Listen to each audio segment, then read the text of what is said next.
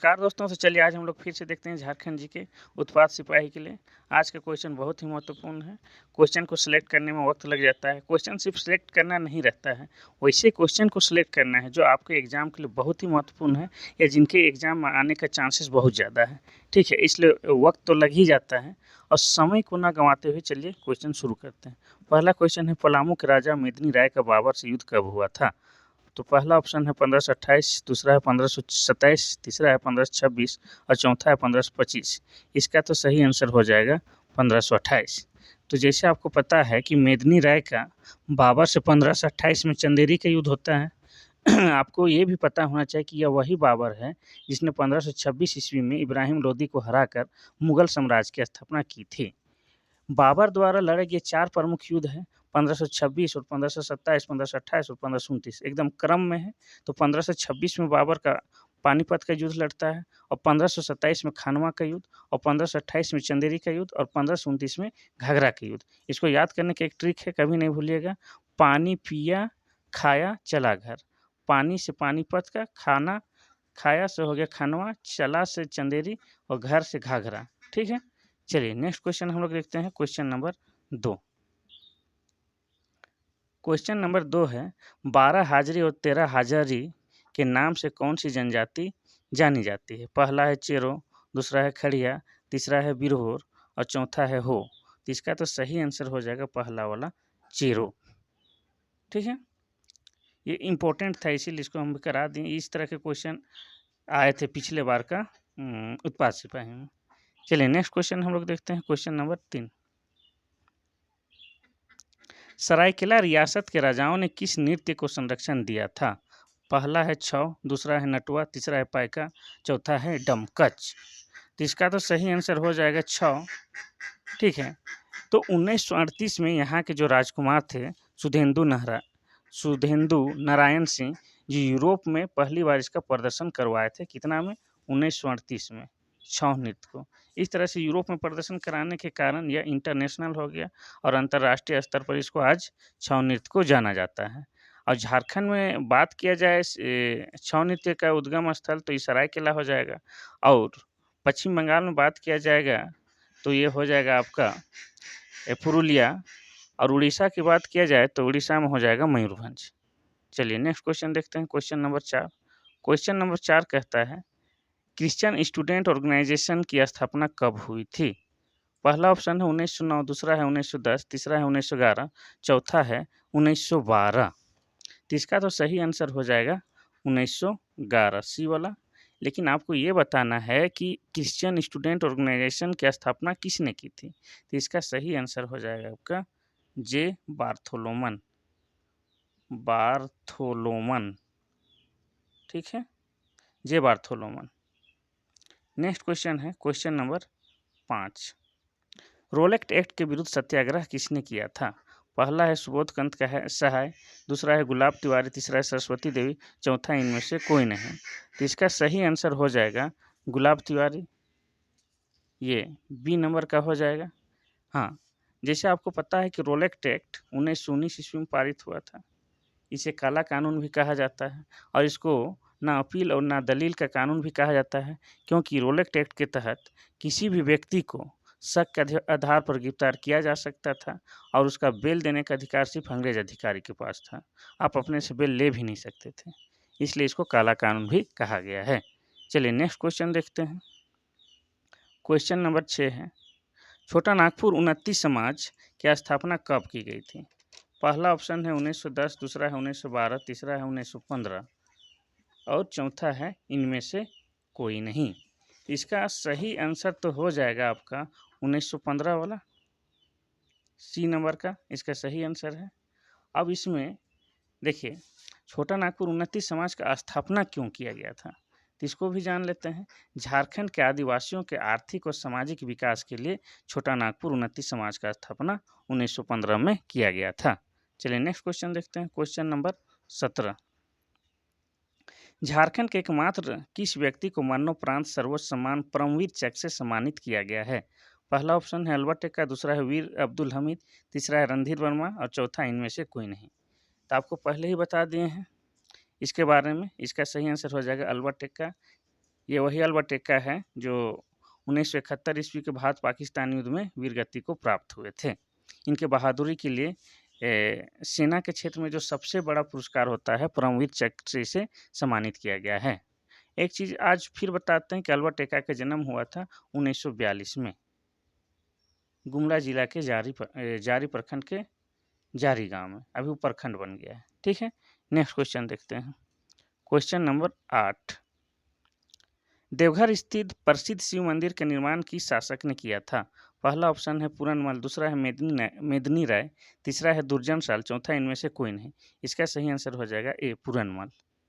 देवघर जिसको हम लोग और दूसरा नाम इसको बोलते हैं बाबा बैद्यनाथ धाम, यहाँ प्रत्येक वर्ष सावन के महीने में 1 महीने के लिए श्रावणी मेला लगता है।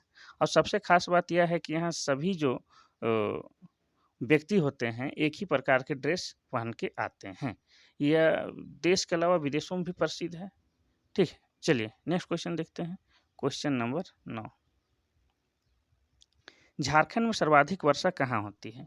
पहला ऑप्शन है नेतरहाट, दूसरा है जमशेदपुर, तीसरा है पलामू, चौथा इनमें से कोई नहीं। तो इसका तो सही आंसर हो जाएगा नेतरहाट। नेतरहाट में पूरे झारखंड में बात किया जाए तो सबसे ज़्यादा वर्षा होता है और नेतरहाट आपका लातेहार जिला में है। ठीक है, और लातेहार जिला का निर्माण 2001 में हुआ था। ठीक है, इतना जानकारी बहुत है।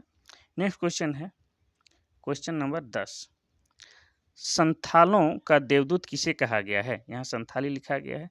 संथालों का देवदूत किसे कहा गया है? पहला है बिरसा मुंडा, दूसरा है रघुनाथ मुर्मू, तीसरा है डॉक्टर कैंपवेल और चौथा है इनमें से कोई नहीं। तो इसका तो सही आंसर आपको लग रहा होगा बिरसा मुंडा, लेकिन नहीं, इसका सही आंसर हो जाएगा डॉक्टर कैंपवेल। सी नंबर का हो जाएगा। ठीक है, इन्हें कैसर ए हिंद भी कहा जाता है। इन्होंने संथालों के लिए बहुत सारा काम किया था। ये वाला याद रखना है, कैसर ए हिंद, कैसर ए हिंद। ठीक है, चलिए नेक्स्ट क्वेश्चन है क्वेश्चन नंबर 11। क्वेश्चन नंबर 11 है आपका 2016 ईस्वी तक झारखंड में ईसाई धर्म को मानने वाले कितने लोग हैं? प्रतिशत में बात कर रहा है।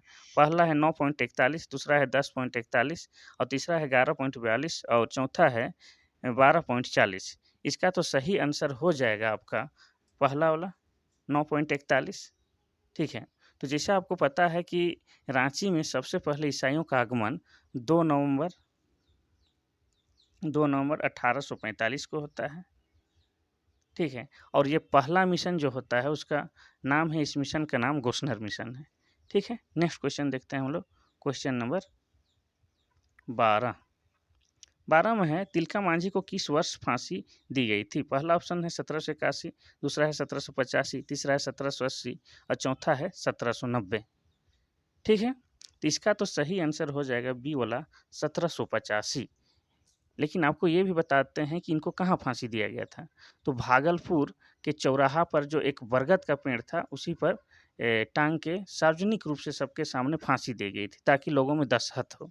शायद वो तारीख था आपका 13 जनवरी 1785, 13 जनवरी 1785।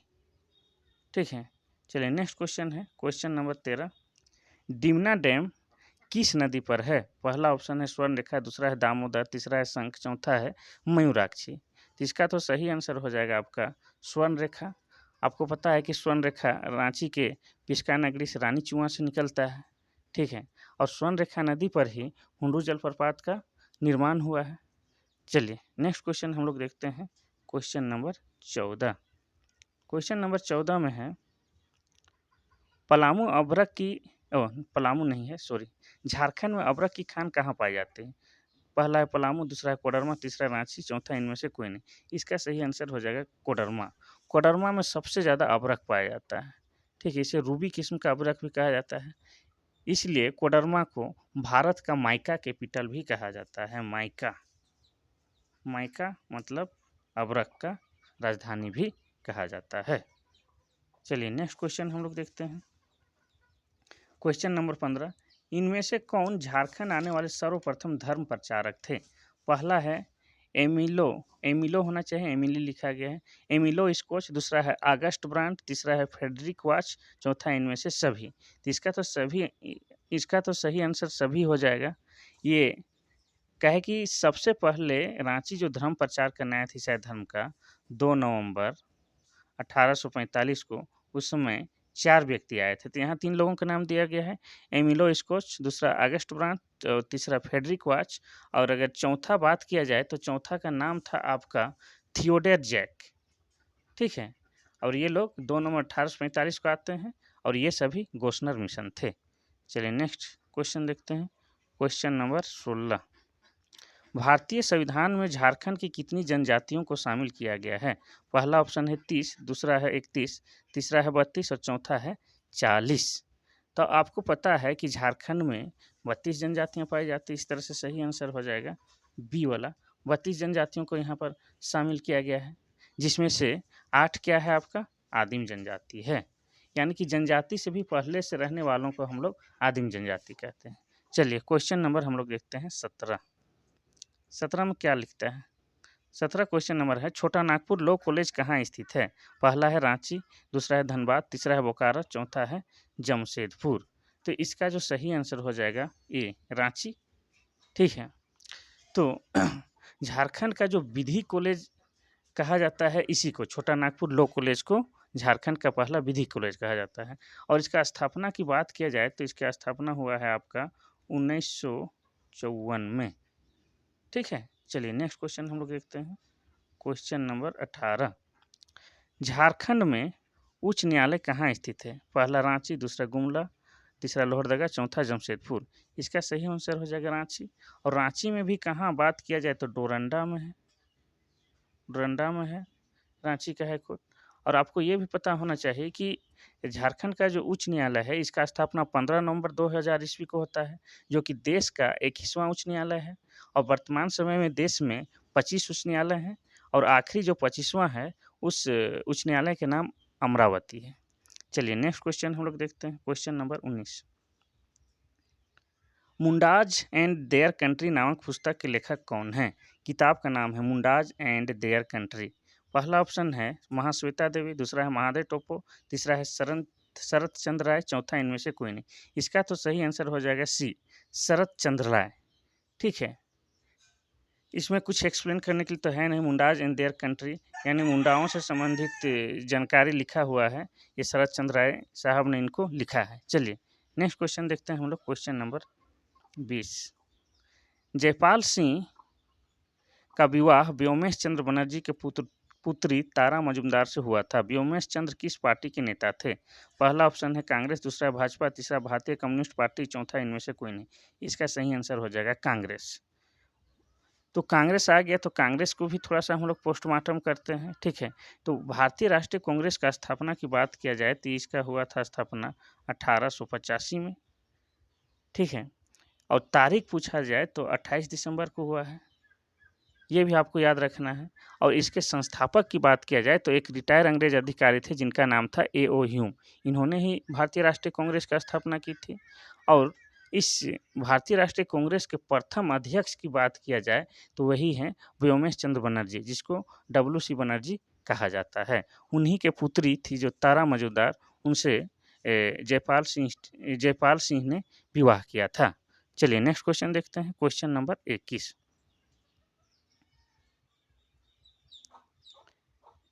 किस स्थान के पास मैग्नोलिया पॉइंट है? नेतरहाट, दूसरा जमशेदपुर, तीसरा घाटशिला, चौथा इनमें से कोई नहीं। तो इसका तो सही आंसर हो जाएगा नेतरहाट। और नेतरहाट आपको पता है लातेहार जिला में है। और नेतरहाट में बहुत सारा चीज़ है देखने के लिए, घाघरी जलप्रपात भी है, और यहाँ पर आपको सनराइज देखने के लिए है, सूर्योदय है, और सूर्यास्त है, सनसेट देखने के लिए है। तो यहाँ पर एक जो विश्वविद्यालय है नेतरहाट में बहुत ही प्रसिद्ध है, ठीक है। अब इस विश्वविद्यालय या विद्यालय ठीक से नहीं कह पा रहे हैं, तो एक विद्यालय है जो बहुत ही प्रसिद्ध है, ये इसका स्थापना हुआ है आपका 1954 में, यानी कि वहाँ जो विद्यालय है उसको बनाया गया है 1954 ईस्वी में, ठीक है। चूँकि नेतरहाट में ही मेरा घर है तो हमको पता है डिटेल से, लेकिन ज़्यादा एक्सप्लेन करेंगे तो लंबा हो जाएगा ना। चलो नेक्स्ट क्वेश्चन हम लोग देखते हैं। डोंबारी पहाड़ी किससे संबंधित है? पहला है बिरसा मुंडा, दूसरा है सिद्धू कान्हू, तीसरा है गणपत राय और चौथा है तिलका मांझी, ठीक है। तो इसका तो सही आंसर हो जाएगा बिरसा मुंडा, ठीक है। डोंबारी पहाड़ी को सेल रकब भी कहा जाता है। क्या कहा जाता है? सेल रकब। सेल रकब, हैंडराइटिंग सही नहीं जा रहा, आवाज़ में ध्यान दीजिएगा। सेल रकब कहा जाता है। और यहीं पर धरती आबा यानी कि बिरसा मुंडा ने अंग्रेज़ों के खिलाफ अंतिम लड़ाई लड़ी थी। ठीक है, बहुत ज़्यादा यहाँ पर गोली बारूद हुआ था। चलिए नेक्स्ट क्वेश्चन देखते हैं। क्वेश्चन नंबर 23, भारतीय संविधान के किस अनुच्छेद के तहत लोकसभा में अनुसूचित जातियों और जनजातियों के लिए आरक्षण दिया गया है? पहला ऑप्शन है आपका अनुच्छेद 320, अनुच्छेद 330 और अनुच्छेद 332, अनुच्छेद 345। तो इसका तो सही आंसर हो जाएगा आपका 330। लोकसभा में जो अनुसूचित जाति यानी कि एससी और अनुसूचित जनजाति यानी कि एसटी के लिए जो सीट आरक्षित किया गया है वो अनुच्छेद 330 के तहत किया गया है। तो जैसे आपको पता है कि लोकसभा में अधिकतम सीटें कितनी हो सकती है? 552, लेकिन वर्तमान समय कितनी है? 545 है। इसमें भी 543 जो है निर्वाचित है। ठीक है, यानी कि वोट इलेक्शन द्वारा चुन के आते हैं और 2 राष्ट्रपति के द्वारा मनोनीत होते हैं। और ये 140 संविधान संशोधन के अनुसार इसमें एसटी के लिए 84 और गलत बता रहे हैं, 104 संविधान संशोधन के अनुसार इसमें एससी के लिए 84 और एसटी के लिए 47 सीट आरक्षित किए गए हैं। चलिए नेक्स्ट क्वेश्चन हम देखते हैं। पतरातु थर्मल विद्युत शक्ति यह ग्रह लिखा गया है, गृह किस देश के सहयोग से बना है? पहला ऑप्शन है अमेरिका, दूसरा है रूस, तीसरा है जर्मनी, चौथा है जापान। ठीक है, तो इसका तो सही आंसर हो जाएगा रूस। तो ये जो बना है पतरातु थर्मल शक्ति गृह, ये आपको 1973 में ही बना है और ये चौथी पंचवर्षीय योजना के तहत आता है। ठीक है, और ये बात किया जाए पतरातु थर्मल विद्युत गृह तो ये रामगढ़ जिला में पड़ेगा और इसका उत्पादन क्षमता की बात किया जाए तो इसका उत्पादन क्षमता है 840 मेगावाट। ठीक है, चलिए नेक्स्ट क्वेश्चन देखते हैं। क्वेश्चन नंबर 25, सिमको हत्याकांड कब हुआ था? पहला ऑप्शन है 1938, दूसरा है 1939, तीसरा है 1940 और चौथा है 1942 सिमको हत्याकांड। ठीक है, तो इसका तो सही आंसर हो जाएगा बी नंबर का 1939। तो सिमको जो है उड़ीसा में एक जगह है, उड़ीसा राज्य में एक जगह है सिमको, वहाँ पर 25 अप्रैल 1939 को अंग्रेज अधिकारियों द्वारा जो आदिवासियों का जो शांतिपूर्ण सभा चल रहा था वहाँ पर गोली चलाया गया था, ठीक जलियांवाला हत्याकांड की तरह, जिसमें सरकारी सूत्रों के अनुसार 65 आदिवासियों की जान चली गई थी और अनेक लोग हताहत हुए थे। इसकी तुलना जलियांवाला बाग हत्याकांड से किया जाता है। चलिए नेक्स्ट क्वेश्चन हम लोग देखते हैं। क्वेश्चन नंबर 26, स्वर्ण रेखा नदी परियोजना कब शुरू हुई? पहला है 1970, दूसरा है 1982, तीसरा है 1985, चौथा है 1990। इसका तो सही आंसर हो जाएगा बी 1982, लेकिन इसकी शुरुआत 1978 ईस्वी माना गया है और स्वर्ण रेखा नदी का उद्गम स्थल पिस्का नगरी की रानी चुआ से मिलती है और इस स्वर्ण रेखा नदी में हुंड्रू जलप्रपात भी बना हुआ है। इतना याद रखना है, जब भी कोई क्वेश्चन आता है उससे संबंधित नदी या कोई एक चीज़ आता है, इसको जोड़ के रिलेट करके आपको खुद क्वेश्चन क्रिएट करना है या तो आंसर याद करना है, तभी आप याद कर पाइएगा, नहीं तो तुरंत भूल जाइएगा। चलिए नेक्स्ट क्वेश्चन है, मालूटी मंदिर किस जिले में? पहला है देवघर, दूसरा है साहिबगंज, तीसरा है दुमका, चौथा है गोड्डा। तो इसका तो सही आंसर हो जाएगा सी दुमका। दुमका में मालूटी मंदिर है और इस मालूटी मंदिर को मंदिरों का गांव भी कहा जाता है और मंदिर में खास बात यह है कि इसको टेराकोटा पद्धति से बनाया गया है। टेराकोटा, अब टेराकोटा क्या होता होगा आप सोच रहे होंगे, तो टेराकोटा पकाई गई मिट्टी से बनाई हुई आकृति को कहते हैं। ठीक है, क्लियर है।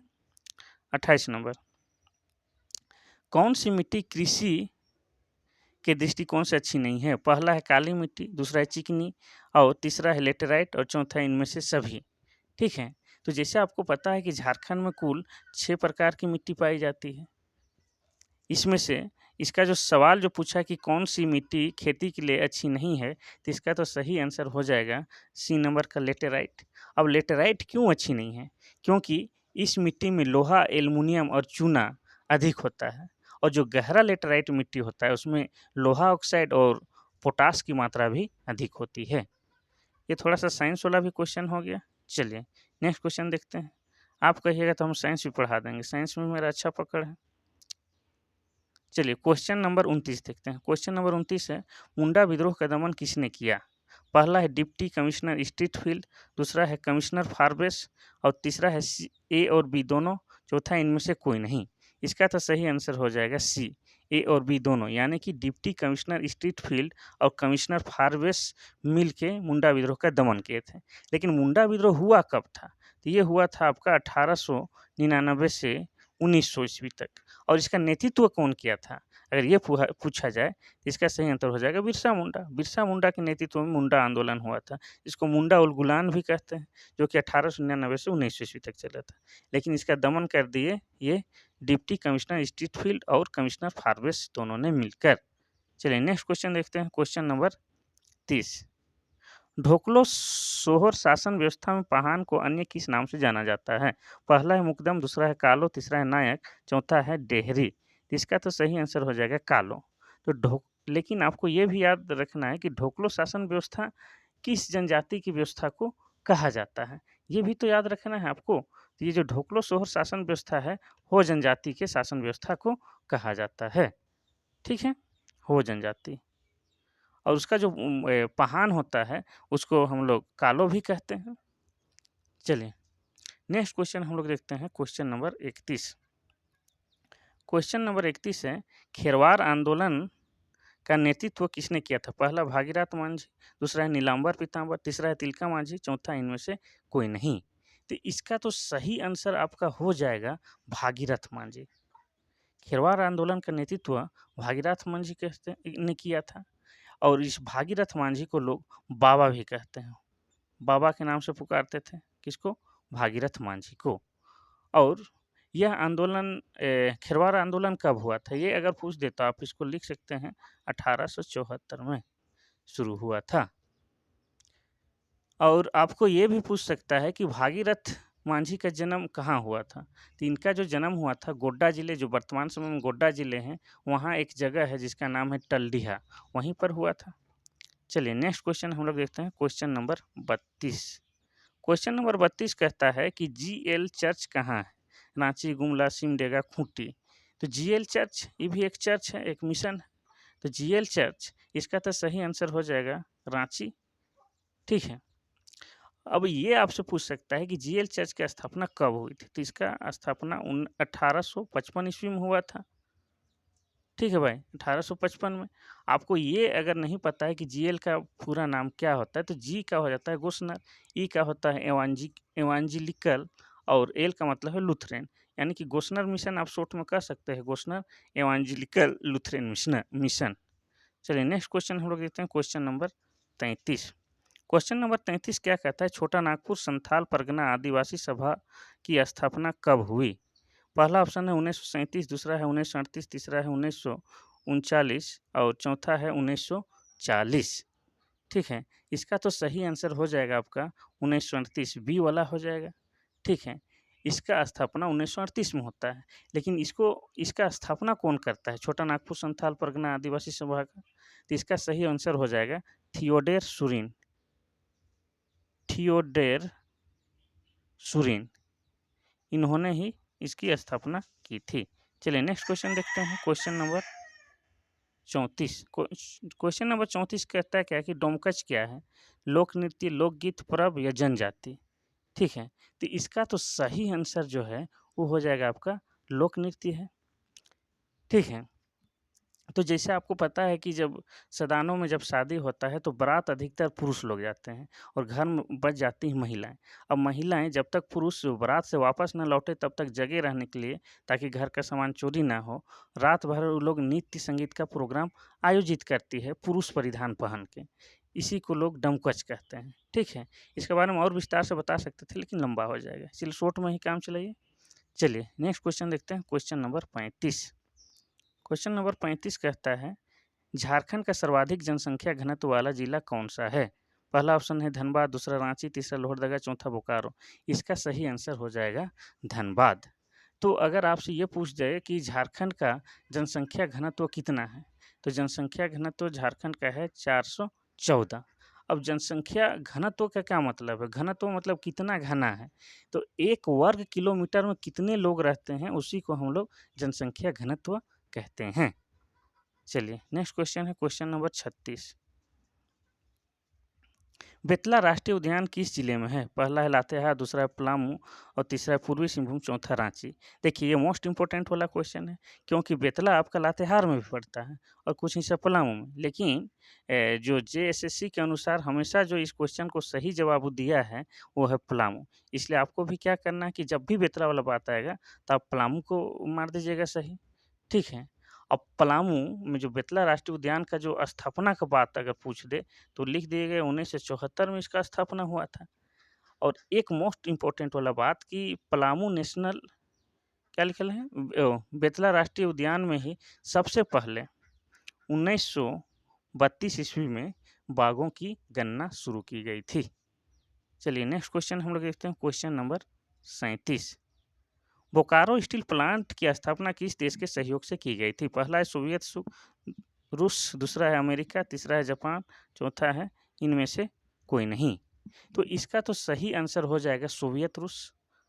पहला वाला सोवियत रूस के सहयोग से बोकारो स्टील प्लांट की स्थापना हुआ था। लेकिन ये पूछता है कि इसकी स्थापना कब हुआ था, तो आप इसको लिख सकते हैं 1964 ईस्वी, ठीक है।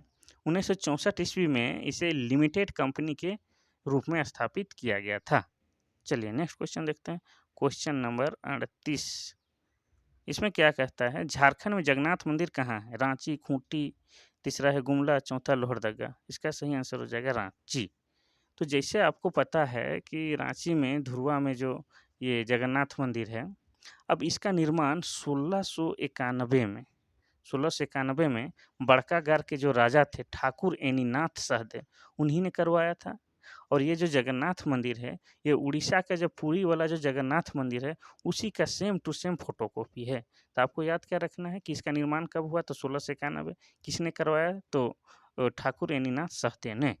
चलिए नेक्स्ट क्वेश्चन देखते हैं क्वेश्चन नंबर 39। जमशेदपुर किस नदी के किनारे स्थित है? पहला है स्वर्ण रेखा, दूसरा है दामोदर और तीसरा है गंगा, चौथा है उत्तरी कोयल। तो ऑप्शन के अकॉर्डिंग तो हो जाएगा स्वर्ण रेखा, लेकिन आपको पता है स्वर्ण रेखा और खरकई खरकई भी एक नदी है, स्वर्ण रेखा का सहायक नदी है। इन्हीं के संगम स्थल पर जमशेदपुर शहर बना हुआ है।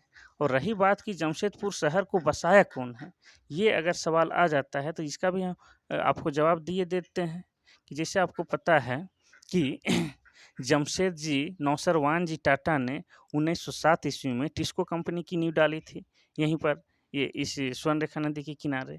और इन्हीं के नाम पर इस यहाँ पर जो शहर बना उसको जमशेदपुर नाम से जाना जाता है। चूँकि इसका टाइटल टाटा है इसलिए इसे टाटा शहर भी कहते हैं। चलिए आज का हम लोग आखिरी वीडियो देखते हैं क्वेश्चन नंबर 40। क्वेश्चन नंबर 40 क्या कहता है झारखंड में किस त्योहार में अविवाहित युवतियां एक लकड़ी के चौखट को रंगीन कागज से सजाकर पास की नदी में प्रवाहित करती है? पहला है टुसु, टुसु लिखा गया है टुसु, सरहुल, करम, सोहराय। इसका सही आंसर हो जाएगा टुसु। टुसु पर्व है, ये पंचपरगनिया में काफ़ी फेमस है। अब ये मकर संक्रांति यानी कि 14 जनवरी को या तो उससे एक दिन पहले 13 और 14 जनवरी के बीच मनाया जाता है। अब इसमें क्या है कि एक टुसु नामक जो कुर्मी लड़की थी, बहुत ही सुंदर थी, लेकिन वो गरीब परिवार से थी। अब उसको राजा उनकी खूबसूरती में इतना फ़िदा हो गया था कि उसको पाना चाहता था। लेकिन वो जो टुसु जो थी, राजा का ना हो के अपने मान-सम्मान के लिए मरना पसंद की, लेकिन राजा के हाथों में समर्पित होना उसे पसंद नहीं था। इसीलिए वो जो टुसु थी, अपनी मान-सम्मान की रक्षा करते हुए राजा के हाथ में ना आकर नदी में कूद कर अपने प्राणों का त्याग कर दी थी। इसीलिए उसी के याद में उसके साहसी उसका बलिदान, उसके त्याग को याद करके प्रत्येक वर्ष मकर संक्रांति के दिन में टुसु पर्व मनाया जाता है और ये लाल चौखट को रंगीन पेपर से सजाकर नदी में प्रवाहित कर दिया जाता है। इस कहानी को और विस्तार से बता सकते थे, लेकिन अभी समय का अभाव है। आप इतना से ही काम चलाइए। ये था आज का आखिरी सवाल, और इसके बाद कल हम लोग फिर से महत्वपूर्ण क्वेश्चन, महत्वपूर्ण इस तरह से महत्वपूर्ण जो कि आपके एग्जाम में आने वाले हैं, उस दृष्टिकोण से महत्वपूर्ण। ठीक है, मज़ा आ रहा है उस दृष्टिकोण से नहीं, जो आपके एग्जाम में आने वाले हैं उस दृष्टि से महत्वपूर्ण क्वेश्चन कल फिर हम लेकर आते हैं। आज के लिए बस इतना सही। थैंक यू, धन्यवाद।